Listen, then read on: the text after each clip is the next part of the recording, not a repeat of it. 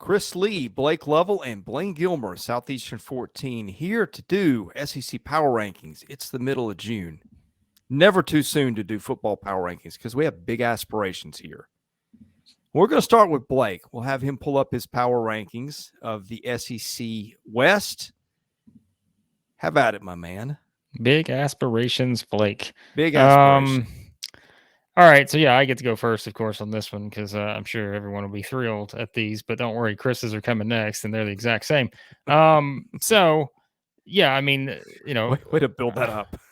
We've already recorded this once, pull behind the curtain here, but I don't even remember what I said the last time. But I'll say this: LSU at 1. Yeah, I think that's I just think that's what I decided on in terms of trying to compare them in Alabama. I feel like the Jaden Daniels aspect there. I think we still have questions doing this in June. What's Alabama quarterback position going to look like? Although I'm not looking at, there being a big drop off from 1 to 2 here in the SEC West with LSU and Alabama. So take your pick. I picked LSU for the time being in June.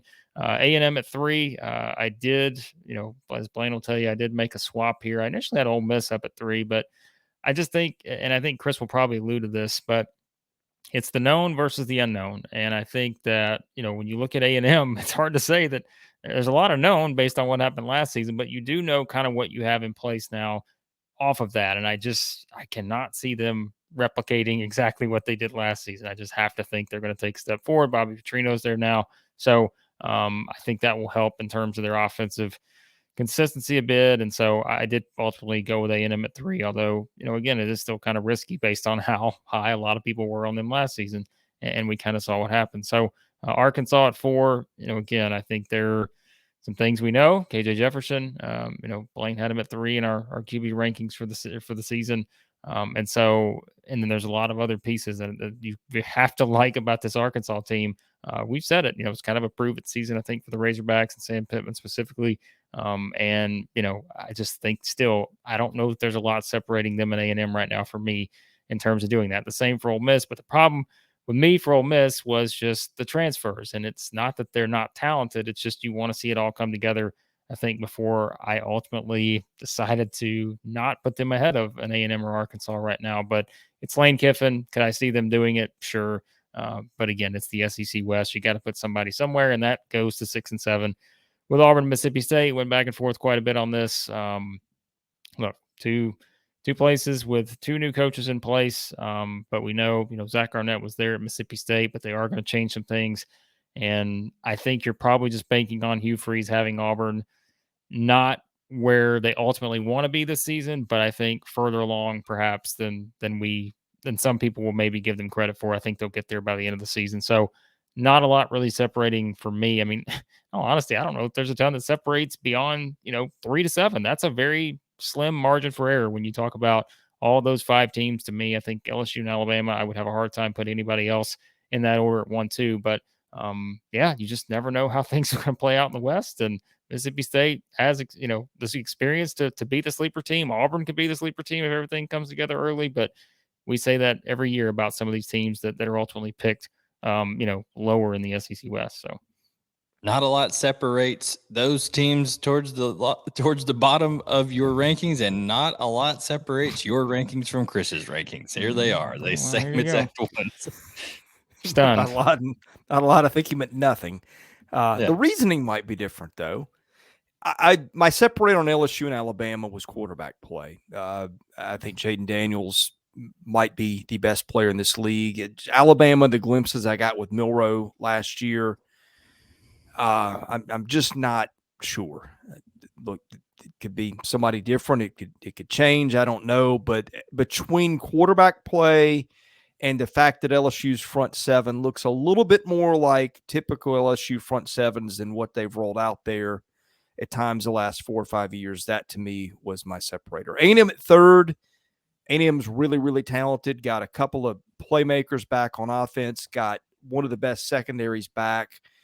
And maybe more importantly, got Bobby Petrino. Remember, this was a team that even in the misery a year ago was close in most of the games. So not a team that was really that far off week to week, but it just didn't happen for them a year ago. No chemistry, NIL, all the things that blew up a year ago. Fair points. We'll see where that goes. But A&M to me was a pretty easy pick at 3.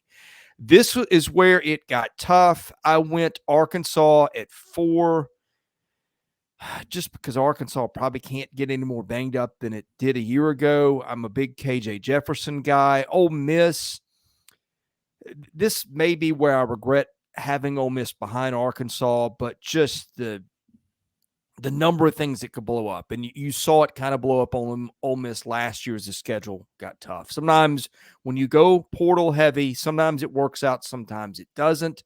Sometimes you have chemistry problems. I've heard coaches refer to transfers as other people's problems. I think that's maybe a tad too pessimistic at times, but maybe not. So we will see how that goes for Lane Kiffin and Ole Miss.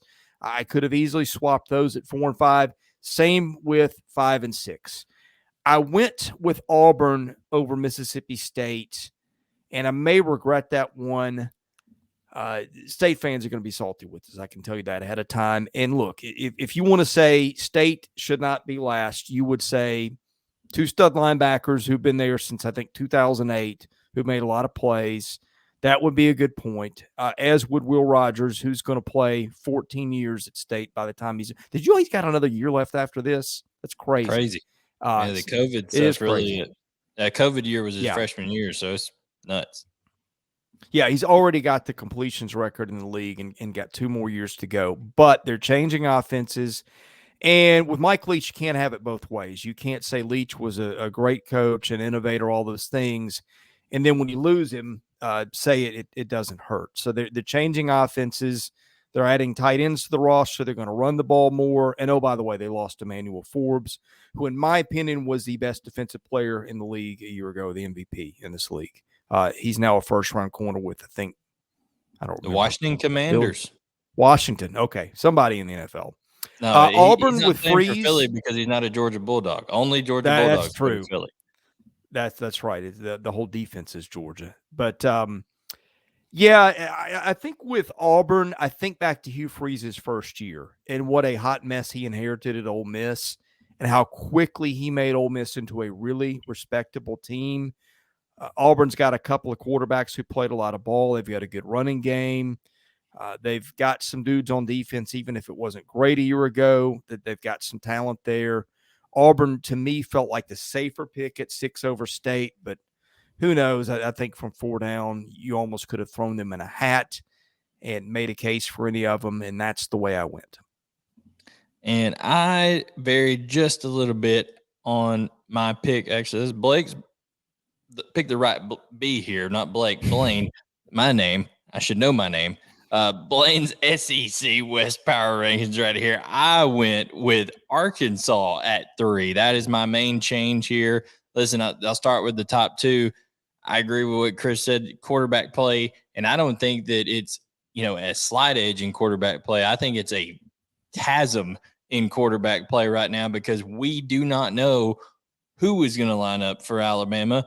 We do know this. Alabama was so unsure about what they saw in their spring game that 2 days later they bring in Tyler Buchner, who got beat out at Notre Dame in their competition this spring. And Tommy Rees, the new offensive coordinator at Alabama, had a large part in bringing in Sam Hartman to, usurp Tyler Buchner there. And if Tyler Buchner ends up being, people say, well, he knows Tommy Rees's system, he's got familiarity, all this kind of stuff, has 118 career pass attempts in 2 years at Notre Dame, 56.8% pass completion. I just don't see a whole lot of confidence. I know they have players around them. They have a very young offensive line, but one reason you have to put Alabama up there in that conversation is because they are going to be elite defensively. When you look at Dallas Turner, when you look at Chris Braswell along the front, Caleb Downs is going to be, I think, the best true freshman in all of America, bar none. He's one of the best high school football players I've seen come out of the state of Georgia, so I really like him. They get Tresman Marshall, who transferred in from Georgia. He was a number 2 last year, had solid reps for Georgia at the linebacking core. So Alabama's going to be really good on defense. But LSU with Jaden Daniels year 1 to year 2 and Mike Denbrock's offense, I think you're going to see a lot of growth there, and they get the entire offensive line back. I think they have the best receiving core in the SEC, so that's why they're at 1. But number 3, Arkansas, that's the big change, and where I deviated from the other two gentlemen here is that I like that combination of KJ Jefferson mixed with Dan Enos, who brings back a little bit of that just Arkansas DNA back into the fold. He was there before with Sam Pittman. He was more of a pro style guy back then. He's been around Maryland, Cincinnati, Miami, and Alabama, been around Tua Tagovailoa when he was having his success, knows more of this RPO style offense. And I think you're going to see KJ Jefferson be able to manipulate defenses and help out the receivers around him that are going to have to step up. But they have a great running back room, and I think they're going to be physical on the offensive line. So I really like Arkansas to be able to be number 3 right now. Texas A&M, I like what Blake said about them getting better offensively with Bobby Petrino at the helm. I think that he's going to bring Connor Wigman is just really going to open it up for him. We had Connor Wigman at number 5 in our SEC quarterback rankings preseason, even though he hasn't played a ton of experience. He came in the five games that he started last year. He did not turn the ball over once. You got to like that, and you got to like what he has at receiver. Ole Miss, we just don't know who the quarterback's going to be. If it's Spencer Saunders and he ends up playing at peak Oklahoma State Mike Gundy performance like he has done in the past, then you could see Ole Miss rise a whole lot higher in these rankings. But until we know that, I don't think we can be real comfortable in knowing what we're going to get out of them. And they've never been very good defensively under Lane Kiffin. They're going to have to see that step up a little bit. Hugh Freeze, he's been there, he's done that. But if this is end of the season rankings, I would probably have them a little bit higher. Can't put them right now early in the season because there's too much unknown at Auburn, and then just so much transition. Still probably going to be a lot of emotion there in Mississippi State. Just a lot to work through. Zach Arnett's first year as a head coach. So those are my power rankings, Chris, and just a little bit of variance there. Not a whole heck of a lot. All right, I'm going to ask you guys something on the way out the door. Call a little audible here, put you on the spot. I'll start with Blaine. Where are you most nervous about what you picked? Where do you have the most uncertainty? I guess if Alabama ends up having a quarterback that's really good, that would be dumb to say because their defense is going to be so good. But I just did not see it in the spring to have confidence that any of those guys. Now, I think the one that has the highest upside of those 3 is Ty Simpson. If he ends up going in there and they let him work through some of the stuff, I think Ty Simpson could be really good for them. But Blake, that's just too big of a question for me right now. Yeah, I mean, I think you're always nervous about putting Alabama under Nick Saban anywhere but one. And I mean, it's just the nature, I think, of what he's done there. And it's not a knock on any other teams. It's just the nature of what he's built. And so, yeah, I mean, like you said, if the quarterback plays there, I think he would be. And look, when we always say it, Blayne said it multiple times, to be the man, you got to beat the man. And, once you are the man, though, which LSU is now, given what they did last season, that target is right there. And everyone knows, everyone's coming after you. Not that they're not coming out after Alabama and such anymore, but, LSU is the defending champion, the SEC West. And so Alabama wants to get back up to the top. There will be some added motivation there. And so, yeah, that's probably the one I would go with too, Chris. I think, again, anytime you pick Alabama other than one, you get a little nervous. I think the other ones is just, I don't know. Like I still think that you could justify moving a lot of those teams around in all those other spots. And I wouldn't probably give you a huge argument about it as of right now in June. Now, again, closer to the season, maybe we'll start to say, okay, actually, I see some huge separation between this team and that team. But we say this every year in the West, right? And I think the one thing I would say, and I know some people were not necessarily as high on them, but I think when we think about, and I'm just using A&M as the example, what the expectations were last year and what it ultimately became and how that can happen in the SEC sometimes when you play the gauntlet that you play in the SEC West and just the overall schedule, teams can underperform, teams can overperform, but we've just seen it so many times. And I think the consistency argument that was had in the other SEC Power Rankings video, it's not always easy to be consistent in the SEC. And so, I can make arguments for a lot of other teams and swap them around different places. But again, I go back to Alabama too. And it's just, you're always going to wonder if that's where they wind up. So. Yeah, I mean, my real answer, I guess, would be I'm nervous about probably just about all of it. At the top, like you said, picking Bama behind anybody does not seem like the smartest thing to do. I had a hard time knowing who to pick last. Mississippi State, if you said maybe one where you're the most nervous, it's probably Mississippi State, picking them last. Auburn, I don't know what Auburn's going to get first year under Hugh Freeze. I don't know how good Auburn actually is. Was it not as good as it looked? Has the talent slipped? Was it just a bad thing last year where the whole thing rotted and Auburn looked worse than it was? Quarterback play was an issue a year ago. Run defense was an issue a year ago. I'm going to give you a thing to sort of illustrate my point on certainty, though. I've got a preseason composite that I keep between a couple of magazines and some computer rankings I like, FEI, or excuse me, they're not in there yet, SP Plus, ESPN's Football Power Index. Here's where these teams are ranked nationally. Alabama 4, LSU 5. So not much difference there between the composite. And then you go down. A&M is at 20. Arkansas at, and this is where you get a pack of SEC teams. I'm going to go East and West. Florida at 27. Now, I don't buy that for a minute. And we all would take issue with that in our SEC power rankings in the East. None of us believe that. But for whatever reason, the experts do. Followed by Arkansas at 28, Kentucky at 29, South Carolina at 30, and then Auburn at 32, and Mississippi State 33. Here's my point.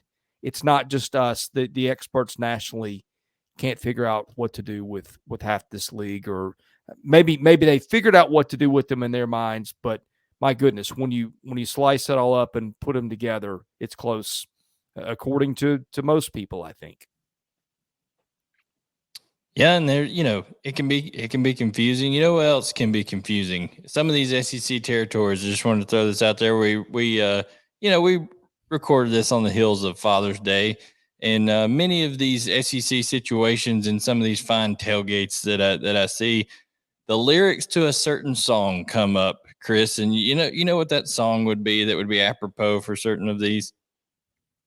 I could think of a number, but let's see. I'm My Own Grandpa by Willie Nelson. I recommend everybody listen to it. It could fit with some of these fine people that are loving SEC football out here. So do yourself a favor. Listen to I'm My Own Grandpa by Willie Nelson.